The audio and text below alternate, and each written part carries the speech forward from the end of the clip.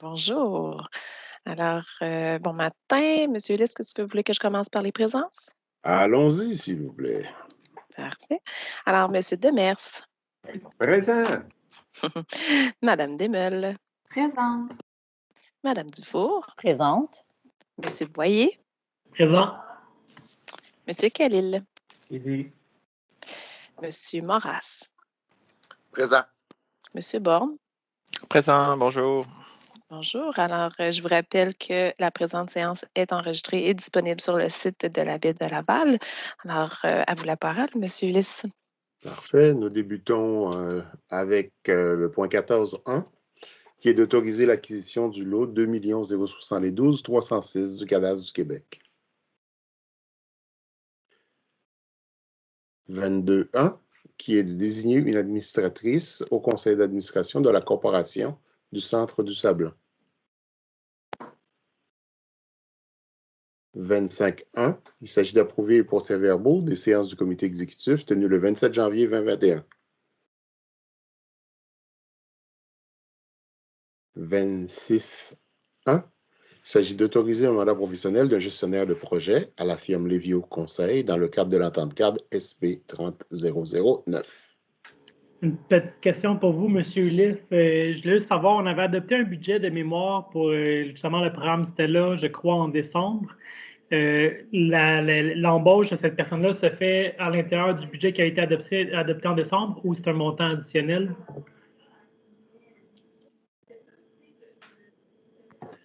Bonjour, c'est Marc Campeau. Dans le fond, ce montant-là passe sur les montants qui étaient déjà prédéterminés. OK. Parfait. Je vous remercie.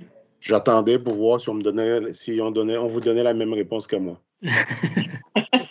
C'est bon. Donc, 26.2, il s'agit d'autoriser un mandat professionnel d'un architecte de solutions à la firme Société Conseil Groupe LGS dans le cadre de l'entente cadre SP 30032. 26.3, il s'agit d'autoriser un mandat professionnel d'un spécialiste UIUX à CGI Inc. dans le cadre de l'entente câble SP 30035.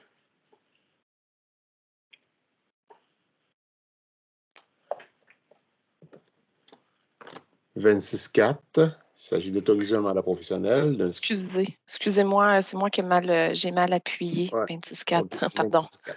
OK. Oui. Il s'agit d'autoriser un mandat professionnel de conseiller en gestion des services TI à la firme Cofomo dans le cadre de l'entente cadre SP 30042.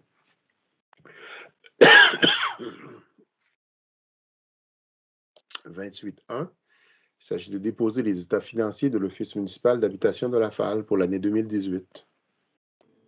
Oui, j'avais une question là-dessus, c'est Nicolas. Je me demandais, l'Office a transmis à la Ville pour les états de 2018, les états financiers en novembre 2019, et je me demandais pourquoi il y a eu comment on explique le délai là, entre la présentation, entre le dépôt au conseil? Est-ce qu'il y a est-ce qu'il y a un travail qui est fait au niveau de la ville, au niveau de cette. Y a-t-il une vérification?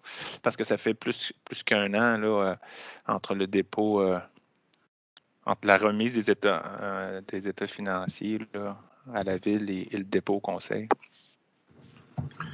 Oui, bonjour, c'est Pierre Baudet. En fait, nos auditeurs font aussi la vérification, ça fait partie là, du périmètre comptable, donc c'est les mêmes auditeurs qui font la vérification de ces états financiers. Je vais vous revenir pourquoi les 3 années ont été déposées en même temps. Là. Je pense que, en fait, je ne voudrais pas avancer des raisons d'oubli ou autre, là, mais je pourrais vous revenir avec l'explication. Évidemment, c'était antérieur à mon arrivée, donc je ne pourrais pas vous dire pourquoi 3 années ont été déposées comme ça en même temps. Je pourrais vous revenir avant la fin de la rencontre. Oui, OK. Je vous remercie. Peut-être en complément, vu que ça va au conseil de ville, je suis certain qu'il y aura quelques questions à ce niveau-là. Donc, peut-être juste s'assurer que la réponse soit communiquée aussi aux membres du conseil avant le conseil de ville. OK. 28.2. Il s'agit de déposer le rapport concernant les acquisitions de placements réalisées le 15 décembre 2020. 28.3, on l'envoie au huis clos. 28.4, il s'agit de déposer les états financiers de l'Office municipal d'habitation pour l'année 2019. Même question. Mais celui-là, lui, on le comprend un petit peu plus parce qu'il y a toujours un délai. Quand c'est envoyé à la ville aussi, c'est ça. Il est un petit peu plus compréhensible, celui-là. OK. Mais 2018, on va avoir des questions, c'est sûr. OK. 28.5, il s'agit de déposer le rapport concernant les acquisitions de placements réalisées le 15 janvier 2021. 28.6, il s'agit d'autoriser l'émission des obligations de 56 millions. 26.7, encore, d'émettre des obligations 18 mars 2021 de 56 millions avec la résolution de concordance. 28.8, il s'agit d'émettre des obligations 18 mars 2021, 56 millions, résolution de courte échéance. 28.9, il s'agit d'émettre des obligations 18 mars 2021, 56 millions, résolution de prolongation. 28.10, il s'agit de déposer le rapport hebdomadaire d'information sur les déboursés. 36.1, il s'agit de demander des soumissions par voie d'appel d'offres public SP 30-213. 36.2, on l'envoie au huis clos. 36.3. Oui, 36.3. 36.3, il s'agit d'adjuger le contrat au SSP 30-109 pour les suivis environnementaux. 36.4, il s'agit de demander des soumissions par voie d'appel d'offres public SP 30-242. 36.5, il s'agit de demander des soumissions par voie d'appel d'offres public au SSP 30-187.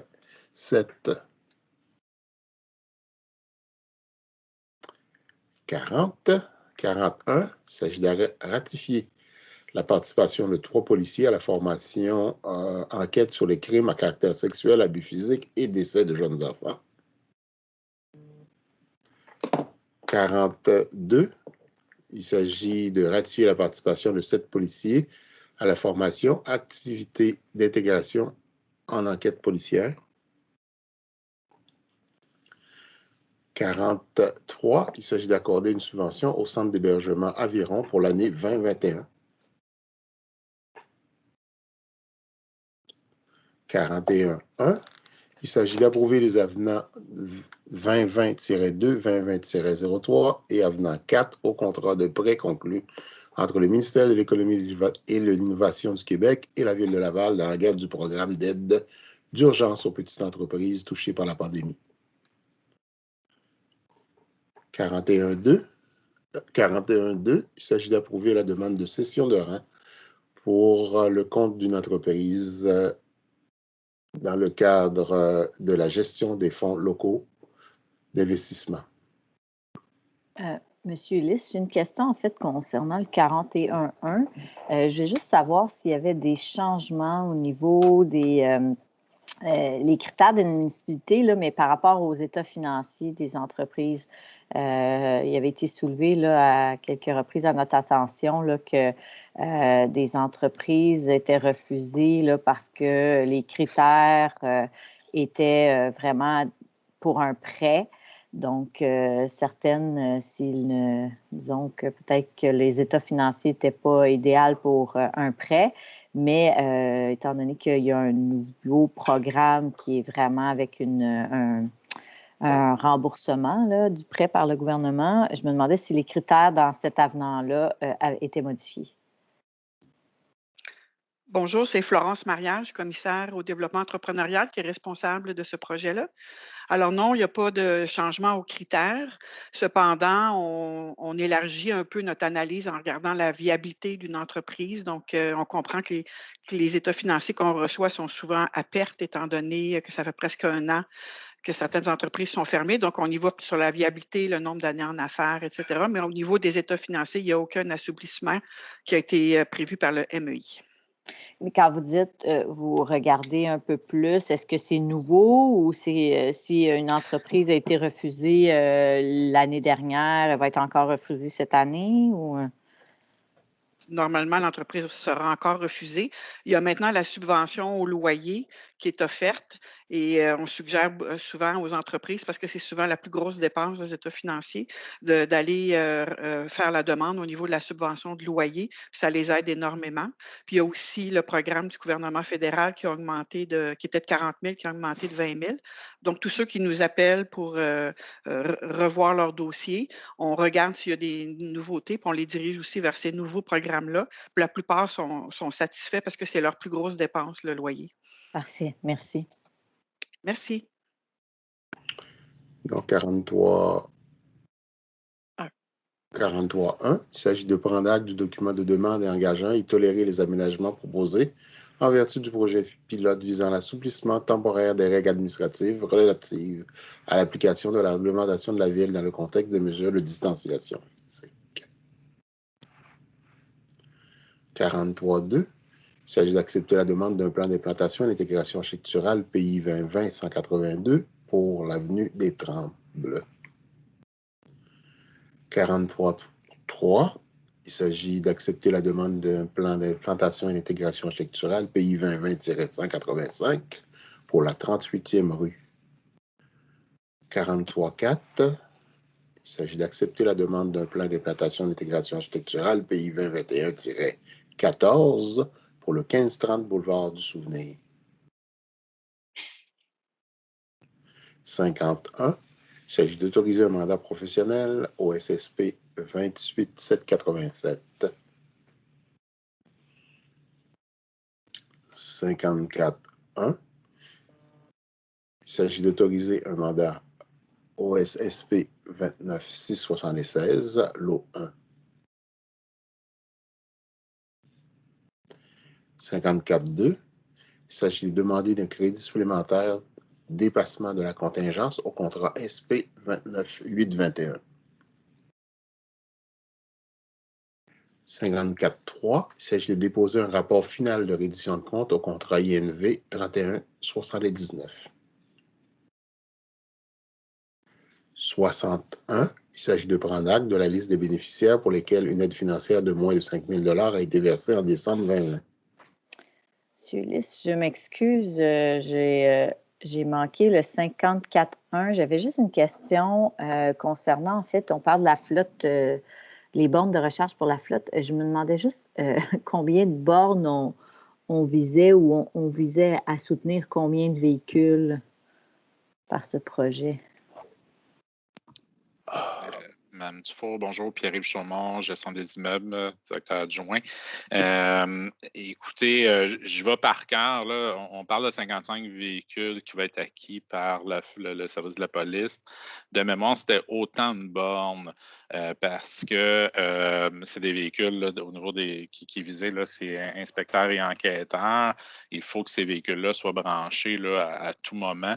Il y a quand même un ratio qui va être fait, mais aussi il faut comprendre que les bornes, il existe une nouvelle technologie qui nous permet de moduler les puissances. Donc, ça ne sera pas 55 fois les bornes à pleine charge.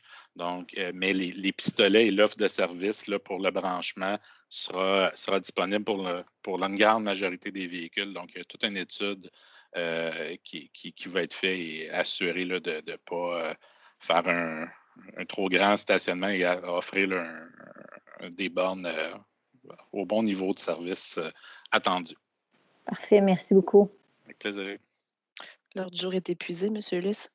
Parfait, merci. Donc, on s'en va pour aller de dossiers reportés. Je pense qu'il y en a un qui sera tout simplement retiré, puis ensuite, question pour le deuxième. Donc, le 28.3 et 36.2, pouvez-vous rester? Et ensuite, on ira au huis clos au total. De toute façon, on va se retrouver au huis clos.